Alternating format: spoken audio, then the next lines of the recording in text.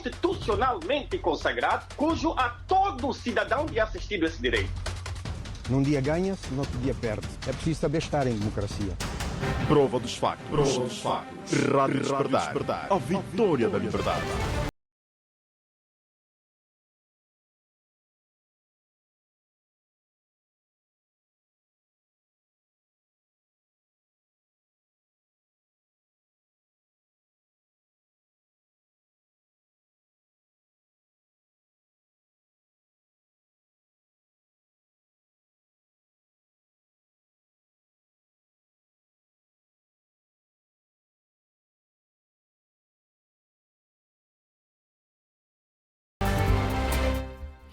Ouvinte, boa tarde, são agora 13 horas e mais 5 minutos, no ar o debate Prova dos Factos, que vamos analisar alguns dos principais temas que marcaram a semana.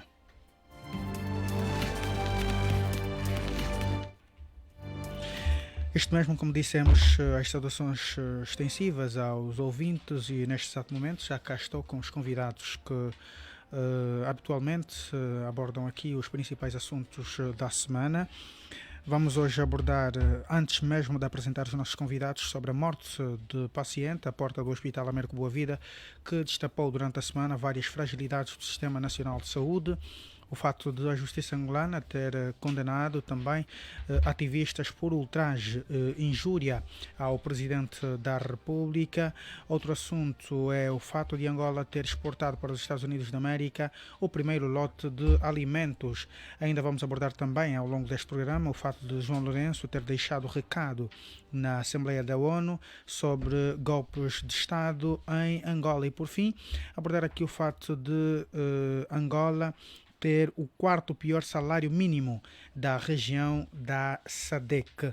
Começo então por apresentar os convidados presentes. Connosco está o politólogo Gilson Salúcia, quem passo a saudar. Boa tarde, bem-vindo.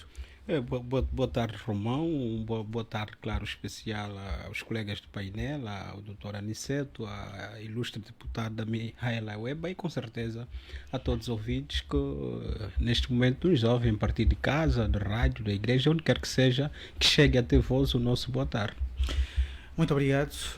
Como já fez referência o Dr. Gilson Salus, está connosco também o sociólogo Aniceto Cunha, que vem em representação do partido MPLA. Boa tarde, bem-vindo. Boa tarde, Romão de Jesus.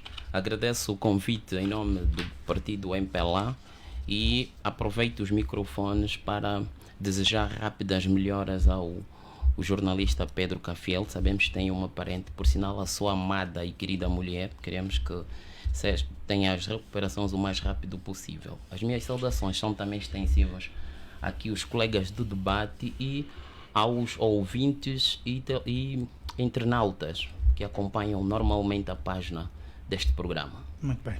Obrigado. Também, como foi feita aqui a referência, a presença da representante do Partido UNITA, Mihaela Weba, a quem passo a saudar. Boa tarde, bem-vinda.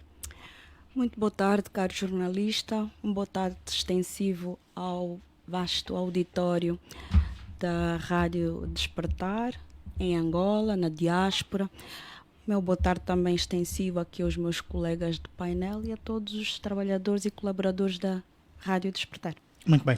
Vamos então aqui com o primeiro tema. Começo consigo, Dr. Gilson Salúcia, a morte do paciente à porta do Hospital Américo Boa Vida, que até hoje continua a ser um dos principais motivos de discussão a nível do país, por ter revelado várias fragilidades no que respeita ao sistema de saúde de um modo geral, porque inclusive também até o setor privado foi incluso neste debate com as fragilidades representadas ou que aconteceram, ou melhor, aconteceu no hospital escola, no maior hospital escola do país, vamos assim dizer.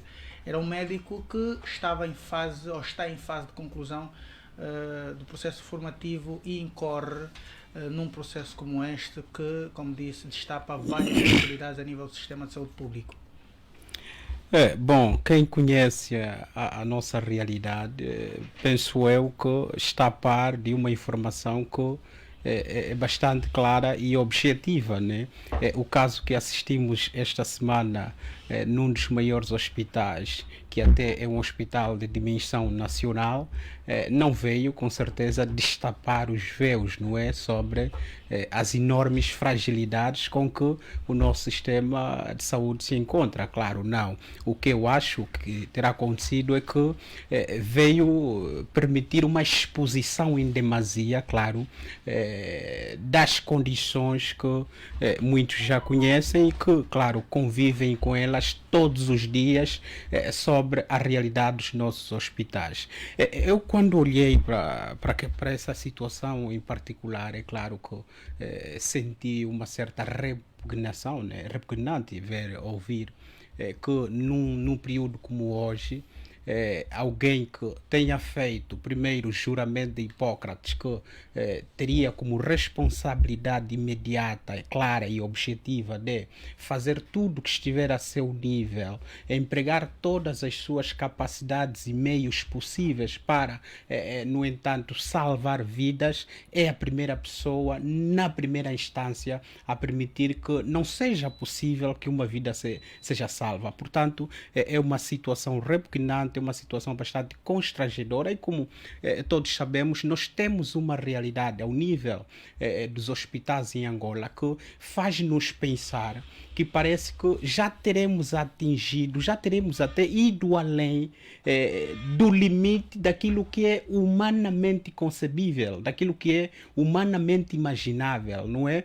Portanto, nós temos enormes debilidades ao nível do nosso sistema de saúde e que eu acredito que é importante que ao nível das políticas públicas se faça muito. Temos estado a nos queixar sobre a incapacidade de fiscalização e de exigência, por exemplo, de transparência por parte dos legisladores. Por quê? Porque numa situação como essa, por exemplo, era fundamental que os legisladores, parlamentares, tivessem a possibilidade e a capacidade, no entanto, de convocar, no caso, a ministra da Saúde para, em comissão de inquérito, prestar declarações. Nós ouvimos, por via de um documento oficial da direção do hospital, a dizer que, em função do sucedido, portanto, a equipa médica em serviço estava suspensa, ou estaria suspensa a partir daquele exato momento. Será esta a decisão mais óbvia para, no entanto, desincentivar ações iguais por parte de outros atores do nosso sistema de saúde? Será esta a melhor decisão? Será a mais viável? Será a mais adequada? E é proporcional ao fenômeno que nós assistimos? Nós temos o péssimo hábito, por exemplo, de imitarmos os outros, mas nunca estamos em altura de imitar dos outros o que é bom. Por exemplo, numa situação igual, em Portugal, nós vimos uma idoneidade tal que a ministra pôs o seu cargo à disposição. Nesta semana também a ministra da Saúde chegou inclusive a orientar uma série de regras para que o sistema de saúde público fosse muito melhor e funcional para se evitar situações desta natureza.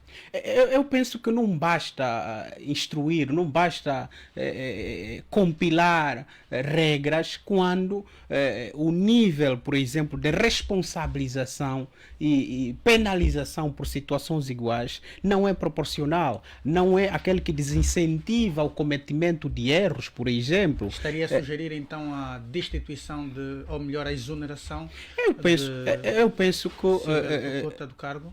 Eu penso que por uma questão de integridade, por uma questão de idoneidade e dando mão à palmatória, uma atitude correta seria, no entanto, a ministra da Saúde apresentar-se como, por exemplo, apresentar, claro, a sua demissão como forma de mostrar à opinião pública e não só que as fragilidades não são só ao nível, portanto, dos médicos que prestam serviços nos hospitais. Não, elas começam mesmo a partir do topo, ou seja, a partir da hierarquia do Ministério da Saúde, né? Essa incapacidade por parte, por exemplo, dos médicos de responder afirmativamente, de forma adequada às exigências e às demandas, não é só responsabilidade dos médicos, é óbvio, e nós sabemos que quem anda por esse país percebe que nós temos muitos problemas ao nível dos hospitais.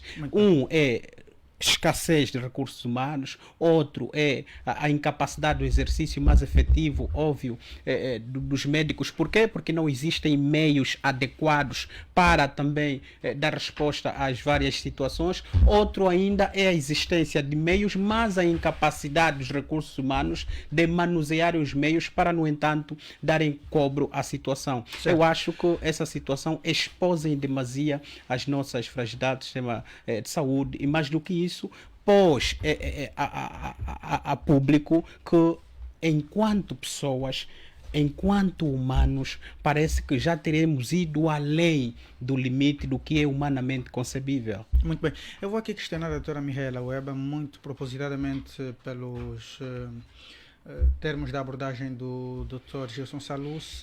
Doutora Mihaela Weba, o seu partido quer igualmente a exoneração de Silva Lutucuta do cargo, e nesta semana surgiram comentários desta natureza. Silva Lutucuta terá feito uma gestão brilhante do processo de combate à pandemia da Covid-19 e tantos outros feitos a nível do seu durante o seu mandato. Seria esta a razão justificável para a sua exoneração, ou poderia considerar-se também o seu desempenho até o momento?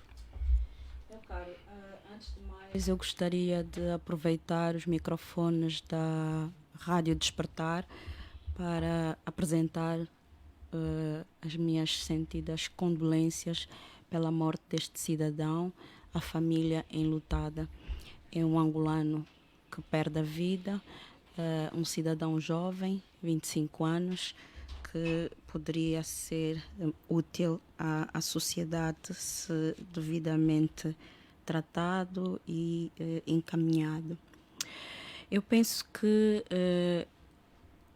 quando nós nos debatemos com essa situação de uma morte que poderia ser evitável, temos que efetivamente parar e refletir. O que foi feito na altura da Covid é completamente diferente daquilo que nós estamos a debater agora. Na altura da Covid, todos estávamos em risco e havia necessidade do sistema de saúde tomar as medidas que tomou. Agora, esta morte acontece. Por quê? Porque o Estado primeiro falhou na sua função de garantir os cuidados de saúde primários que devem ser gratuitos. Ora, por que isso acontece? Daquilo que eu consegui apurar, atualmente há uma ordem do Ministério das Finanças, da Saúde, dado pela ministra, em que o cidadão só pode ser atendido nos hospitais de referência se vier com uma guia, ou do centro de saúde ou do posto médico. Ora, da sua zona de residência. Ora, um cidadão que, por exemplo, resida em Cacoaco, está no centro da cidade, é acometido por qualquer maleita e tem que ocorrer ou ao Hospital Américo Boa Vida, ao Hospital Josina Machel, ou ao Hospital do Prenda, e não tiver essa guia, não lhe podem receber. Isso está errado. Isto está errado. Isto tem feito com que vários cidadãos ou piorem ou percam a vida. O que seria o certo neste termos? O certo seria, em situação de urgência, todas as unidades de saúde, quer sejam públicas, quer sejam privadas, têm que prestar os primeiros socorros. E depois, então, quando o paciente estiver estabilizado, fazer o devido encaminhamento para o hospital ou o centro de saúde, ou o que Considerando, entenderem se calhar, o estado do próprio paciente. Exatamente. Isso deveria ser feito. Ora, o Gilson deu aqui um exemplo de Portugal, e de facto é para verem como é que as coisas funcionam numa democracia. Na altura, a ministra de Portugal demitiu-se porque uma grávida morreu por falta de vaga no hospital público. Ora, aqui, o que é que a nossa ministra faz? Quer procurar culpados, ok? Vão ser responsabilizados, e ela, enquanto titular da pasta, não se sente responsabilizada. Quem emanou a ordem de não se aceitar os cidadãos sem guia?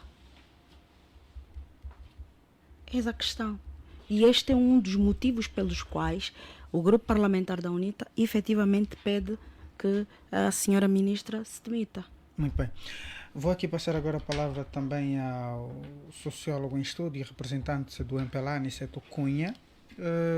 Para já faz-se aqui a unificação de duas ideias que culminam na exoneração de Silvia Luto Couta, justamente por esta, e se calhar, conforme disseram os meus convidados aqui, por outros assuntos que já tenham revelado várias debilidades no sistema de saúde público. E a questão que se impõe nesta altura é: o próprio responsável do Sindicato dos Médicos, Adriano Manuel, chegou mesmo a dizer que toda a falha que acontece no sistema de saúde público é culpa do próprio governo, porque o sistema beneficia-se com isto. De uma ou de outra forma, considera que estas alegações fazem algum sentido para si? Romão de Jesus, antes gostaria mesmo de reiterar os agradecimentos em nome da direção central do MPLA, e a primeira nota que daria é também solidarizar-se com a família, tendo em conta este vazio profundo que sofreram. Aliás, esta nota ela vem já, também foi a mesma que foi expressa a nível do Comitê Provincial do MPLA, ao qual nós reiteramos. Antes que eu responda a sua questão assim, grosso modo, eu gostaria de fazer primeiro algumas reflexões que se impõem. A primeira é que uma perda de vida é de facto uma perda, devemos todos estar solidários. A segunda é uma nota a apelar os partidos políticos a não aproveitarem deste facto para terem aproveitamento político. A terceira seria precisamente a responsabilização civil e criminal por quem cometeu esse ato, um direito consagrado na Constituição, de se negar a saúde a um cidadão.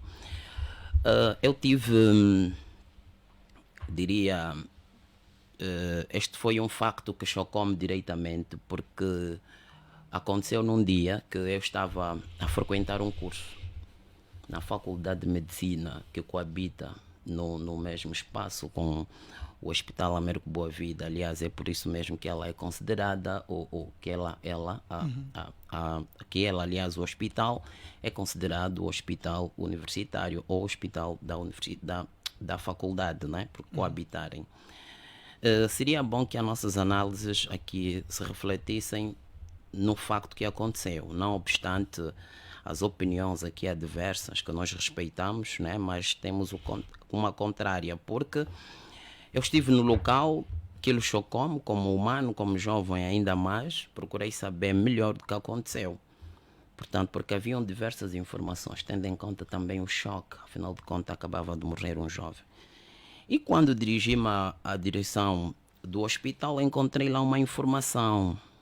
Tive a possibilidade de fazer a fotografia, que diz o seguinte: Hospital Américo Boa Vida. Informação: o Hospital Américo Boa Vida está em obras. O banco de urgência de medicina está fechado. Os doentes com febre, hipertensão, tosse, gripe devem dirigir-se a outros hospitais próximos. O banco de cirurgia encontra-se em funcionamento para o atendimento dos seguintes casos: quedas, acidentes, feridas, fraturas, dificuldade para urinar. Portanto, quando li o comunicado da direção do hospital, entendi que logo era uma reação a quente e que pareceu-me não haver solidariedade nem respeito à classe dos médicos. Nós temos que ter a capacidade, primeiro, de entender os factos nas nossas ocorrências, depois responsabilizar quem é o autor realmente. Antes mesmo... Porque o que estou a ver a nível do pensamento de algumas forças políticas, e aqui agora com casamentos dos dois colegas que antecederam, parece que há uma intenção precipitada de se fazer um julgamento ao público. Eu penso, e como recomendou o Comitê Provincial do MPLA, devemos sim inquirir, e a conclusão do inquérito, sim, é que vai ditar, portanto, a finalização deste procedimento. Não obstante, por se tratar de um crime público, são aqui também chamadas as organizações de direito para, então, trabalharem nesse sentido. Muito bem. Antes mesmo de não responder à minha questão, para já, muito diretamente, porém... o comunicado que leu não considera-o ambíguo, considerando a densidade populacional daquela região que opera o Hospital Américo Boa Vida, no caso, dizerem num comunicado o hospital que provavelmente não estava à visão de todo o mundo que quem tivesse nessas condições pudesse recorrer a outras unidades hospitalares muito próximas, ou se calhar o próprio hospital criar condições, aliás, é um hospital escola, criar condições para albergar estas pessoas e só depois poder proceder às obras de reestruturação conforme alega o comunicado?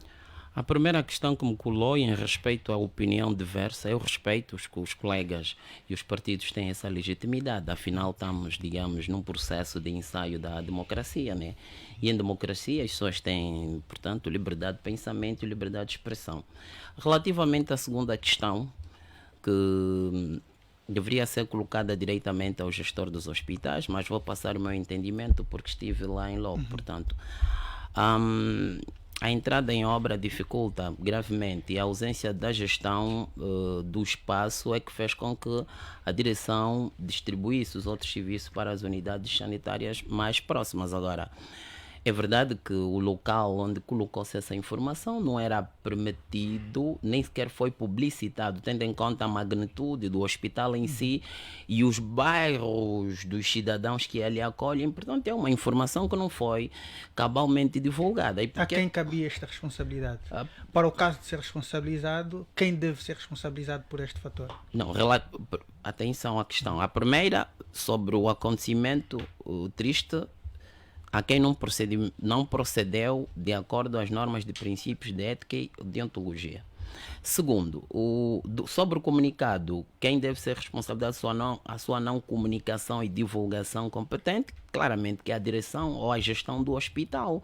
Portanto, ao fazer-se um comunicado deste que altera até o hábito, porque as pessoas sabem que aquele hospital está ali e os serviços que ela prestam, altera essa alteração e considerado que é o maior nessa circunscrição, tendo em conta o distrito urbano do Rangel em que está, né, na cidade de Luanda ou no município de Luanda, e faz vizinho ou tem vizinhança quer com Kazenga, quer com a Manhanga, que são as Clambaquiache, aliás, o município de Clambaquiache, e todos os distritos que compõem o município da cidade de Luanda ocorrem ali, né, sobretudo os bairros mais próximos, o Jumbo, o bairro Popular, portanto a Vila Alice, o próprio BO, enfim, essas populações não dominam essa informação. Por isso é que eu dizia que não deveríamos aqui antecipar o nosso juízo, nem sequer fazer juízo de valor, e que esse inquérito iria definir e depois responsabilizar-se. Uma última nota, eu pude ouvir diretamente as famílias, porque eu estive no local, e isto acaba sendo uma marca memorável para mim, né? Era o meu dia até de aniversário e eu tive esse presente triste. As famílias conseguiram no local dizer que esse jovem havia sido agredido já há algum tempo, né, há alguns dias. Isto, por Exato. alegados agentes do SIC. Exatamente. Aqui também um apelo. Quando temos um parente em mau estado de situação, em mau estado de saúde, não devemos ficar com ele durante muito tempo em casa e apenas levá-los ao hospital quando achamos que está já em situação muito crítica. Muito bem. Vou aqui passar a palavra ao nosso quarto e último convidado, Dr. Agostinho Cicato. Doutor, para já o representante do MPLA, o Dr. Aniceto Cunha, falava que está-se a politizar a situação.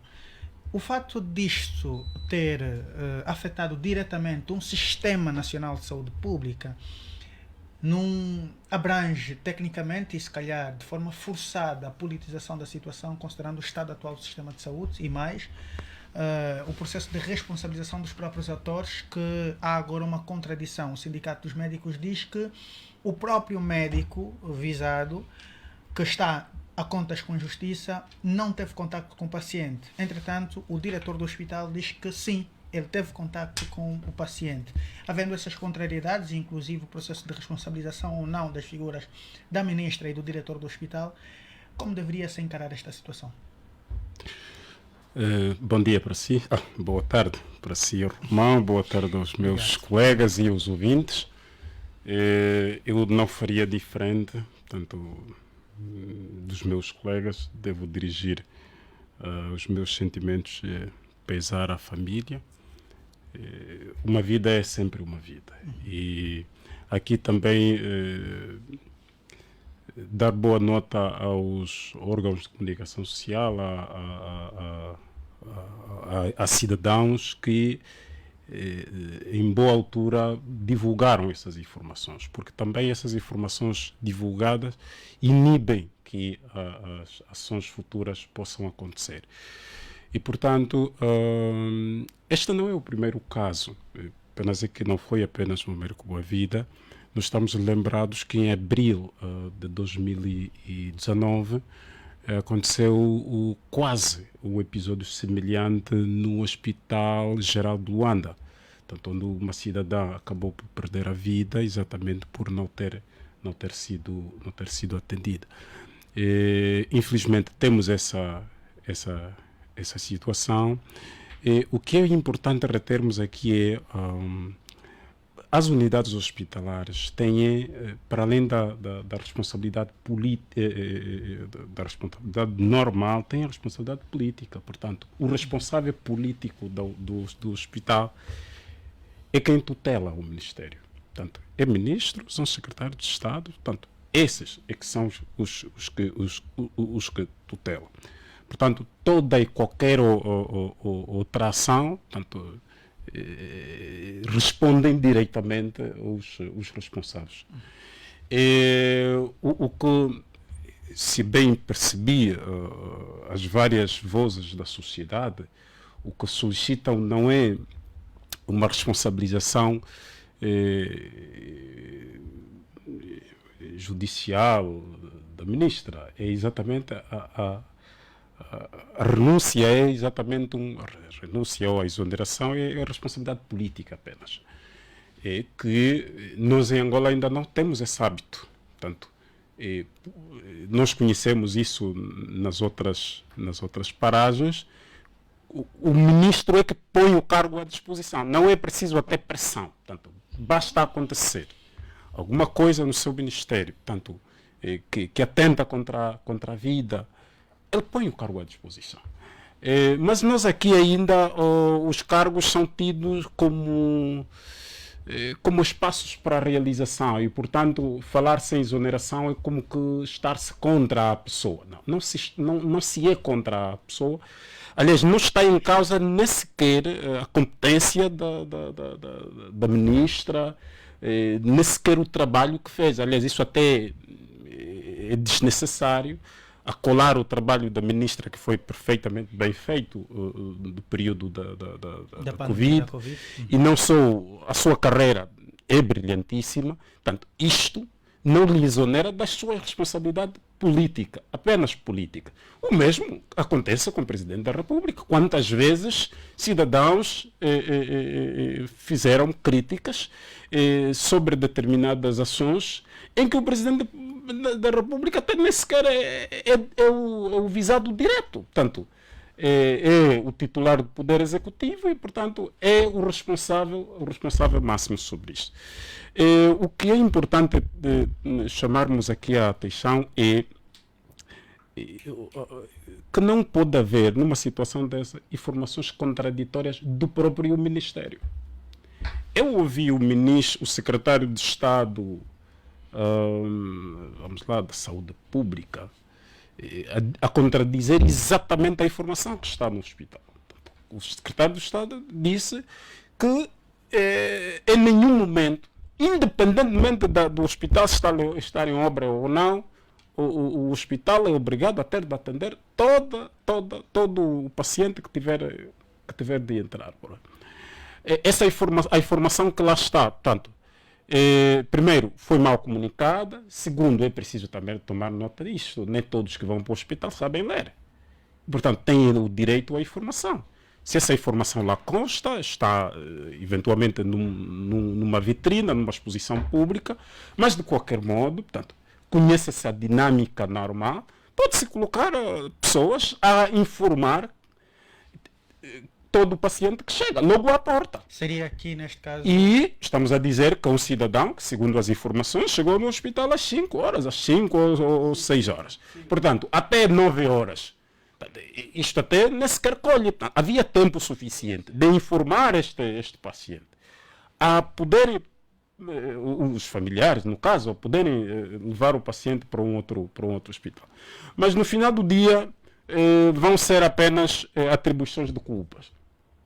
Um responsável para outro e depois a vida humana foi mesmo, o cidadão foi-se, a família perdeu e quem deveria ser responsabilizado não será responsabilizado e assim voltaremos a falar sobre o assunto quando infelizmente uma outra vida perder-se. E recorda-se que este não é nem sequer o 10º caso desde há muitos anos que não se vê resolvido. E, aliás, fala-se agora aqui da questão da responsabilização, a materialização do processo de responsabilização dos implicados. E é o que se questionou durante esta semana. O Estado garante sempre, na pessoa do Ministério de Tutela, que vai abrir o inquérito para se apurar os responsáveis e depois aquilo morre por aí.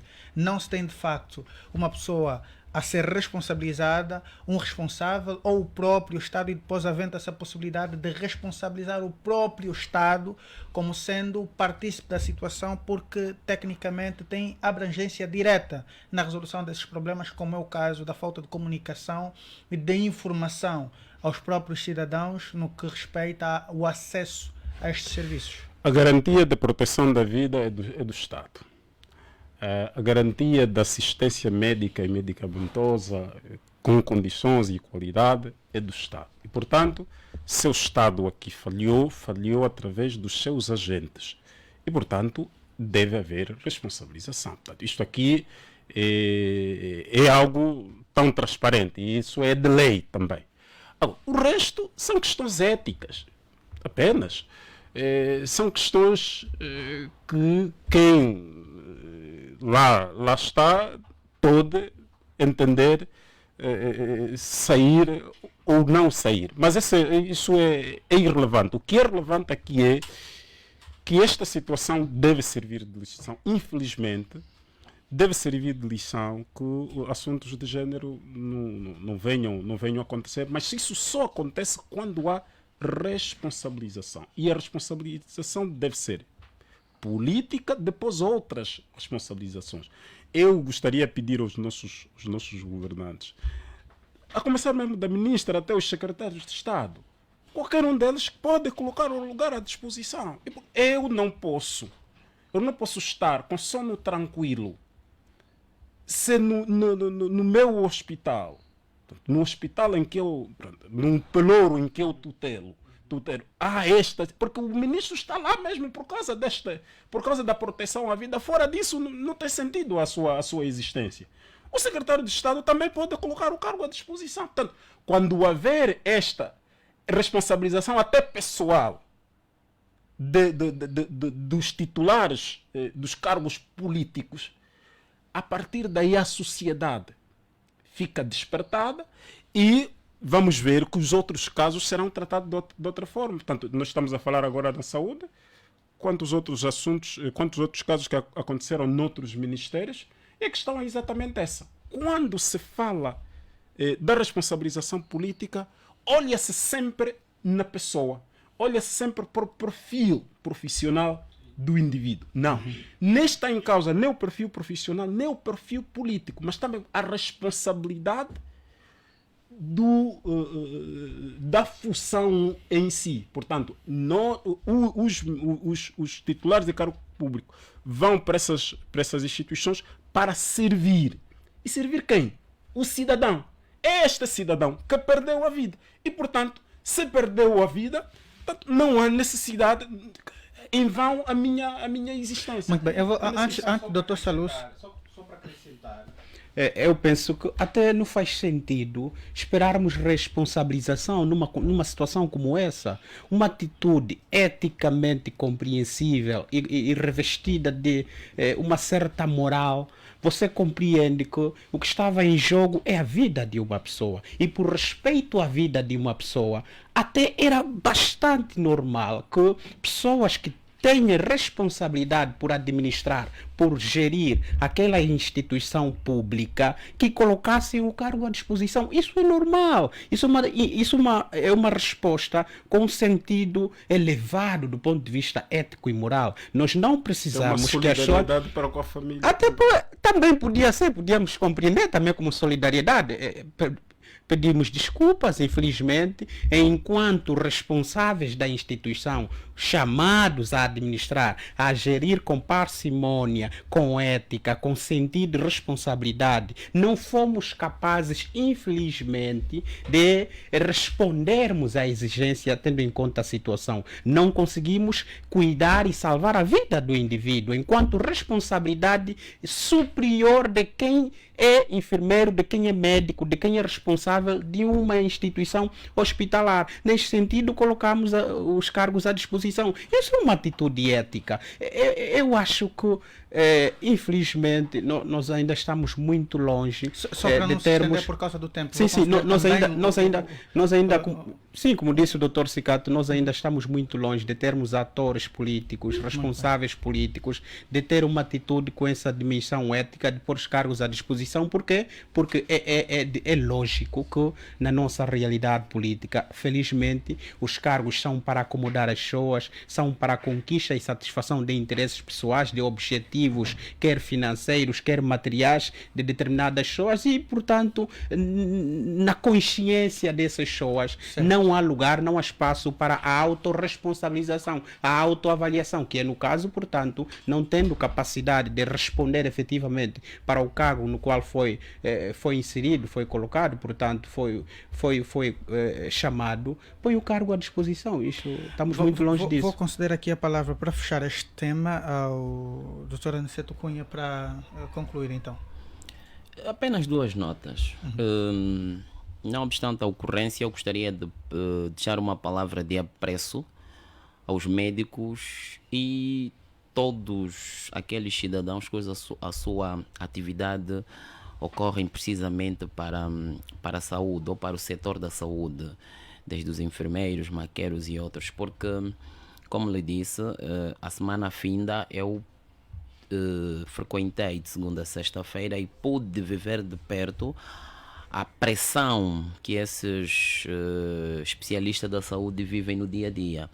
Então daqui vai a minha palavra de encorajamento, apelar maior união a nível da classe médica e que a sociedade deve compreender que, independentemente desses factos tristes, eles são heróis de todos os dias das nossas vidas. Eu vi a forma tensa como eles vivem, e porque também são cidadãos angolanos, vivem outros problemas sociais e econômicos que nesse momento paira sobre todas as nossas famílias, mas ainda assim eles têm feito um exercício de grande honra e de grande prestígio. Por isso mesmo, o meu respeito e a minha consideração a esta classe nobre.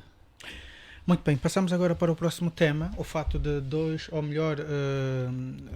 4 ativistas terem ido a julgamento, 5 ativistas, não é? Terem ido a julgamento e condenados durante esta semana, e que também chegou ainda nesta semana a informação de que, depois de condenados, os próprios familiares não conseguem fazer chegar alimentação aos próprios familiares que estão lá nas celas por alegadas ordens superiores. Começo consigo, doutor Cicato, para já. Pronto, vou então passar aqui a palavra ao doutor Saluce. Como é que olha para esta situação, a condenação de jovens que manifestavam, e porque a Constituição da República prevê, mas depois estão acusados, prevê este direito à manifestação, mas que depois estão acusados de ultraje à figura do Presidente da República? Faz algum sentido? Bom, para quem esteve a par do caso em concreto, eu penso que não faz sentido algum, não é? Por que que digo isso? Porque, ora vejamos,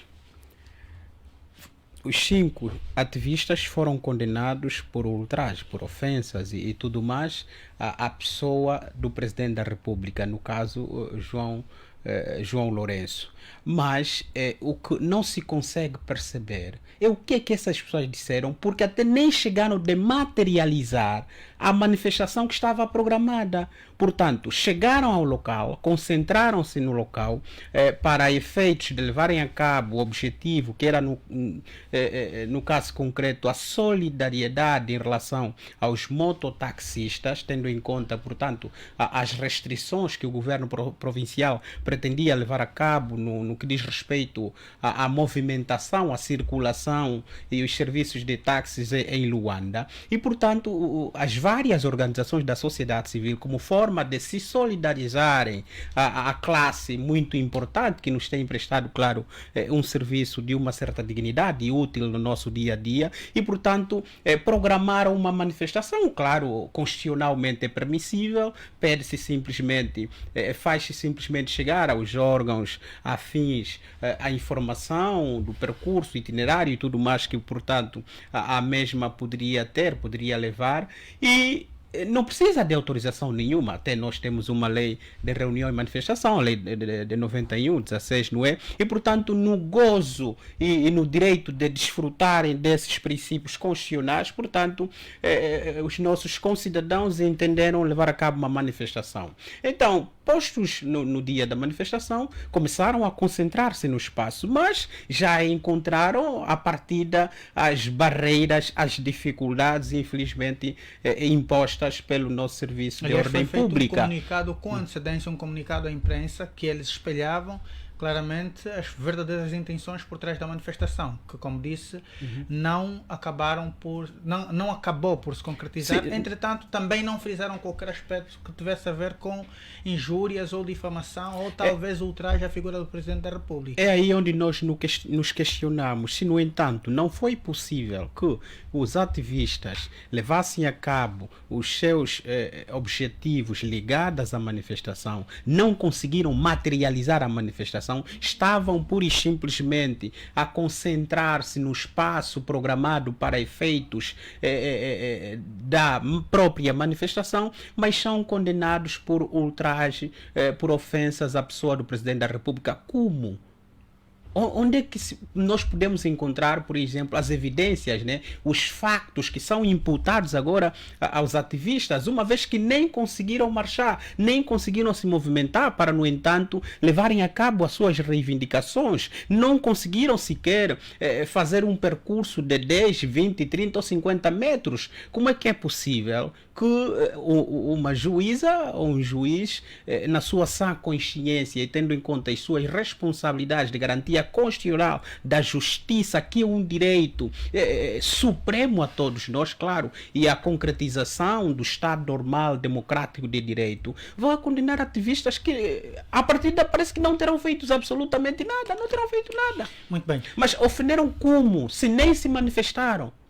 Como é que ultrajaram a pessoa do Presidente da República se nem sequer tiveram a oportunidade de fazerem ouvir as suas vozes, os seus descontentamentos relativamente a essa posição, a essa pretensa do governo provincial de Luanda? Portanto, nós ficamos estupefactos e, claro, conseguimos perceber que ainda estamos muito longe de permitir que os direitos e garantias fundamentais dos cidadãos sejam efetivos, sejam claros e sejam